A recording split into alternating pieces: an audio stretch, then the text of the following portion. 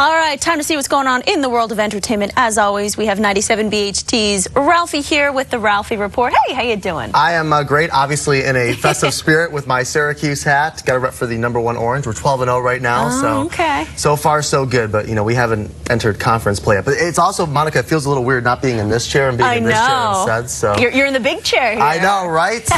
I can never fill Dave Kaharchik's shoes though. Can't fill those shoes at all. All right. Well, hey, so you've got a couple things on the docket for us today. Jeremiah, R&B singer. You know, you gotta say Jeremiah. If you call him Jeremiah, he will correct you and say, no, it's Jeremiah. He had that song, that birthday, I guess we'll say that was a couple of years ago. And this year was a big year for him in 2011. Down on Me was a huge track. And a big reason why that was a huge song was the skit on Chelsea Lately that, of course, 50 Cent did with Keenan Cahill, the YouTube sensation. And Jeremiah recently told me on the Ralphie radio show, 50 Cent didn't even give him a heads up that he was going to use that track, Down on Me, for the skit on Chelsea Lately. Take a listen. I saw when everybody else did. You know, 50, he's more of a, you know, I think whatever he does in his life, he has a strategy behind it. And, you know, even from that record to even our new single that you all hear in the next month called Girls Gone Wild, I never really know what he's going to do, but I'm sure whatever it is, is going to be very impactful.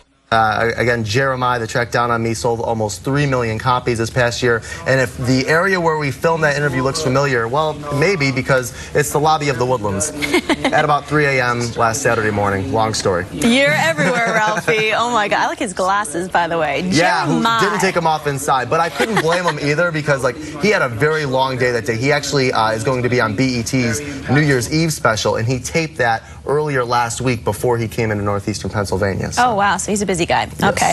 A band that I really enjoy, the Fray. I saw him earlier on the Today Show today. Yes, and when I spoke with Isaac Slade from the Fray just a couple weeks ago, he told me that the band had to change their family Christmas party because of their appearance earlier this morning on the Today Show. Take a listen to this.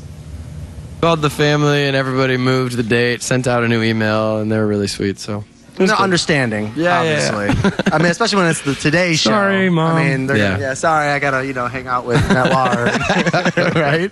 Kathy and Hoda. Yeah, right. Well, maybe they'll be drinking wine or sampling wine that day. We're doing the 4th hour. I'm sure they will be. I could not believe that he actually got that reference. He must be a big fan of the Today Show. Prior to this morning's appearance, they were on a couple times before that. And again, Scars and Stories is their next album. It comes out February 7th, 2012. Yeah, I'm looking forward to that one. And an American Idol guy, David Archuleta, what's going on? Yeah, a guy that's no stranger to northeastern Pennsylvania. Matter of fact, I believe with his Christmas tour, he came to the Sherman Theater in Stroudsburg. But David Archuleta, nonetheless, is actually going to take a break from his music career. He's had a tumultuous past couple years since leaving Idol. His parents separated. He was dropped by his record label, Jive, which is now RCA. But he announced to a crowd recently back during a hometown show in Utah that he's going to take a 2-year break from his music career and go on a Mormon mission.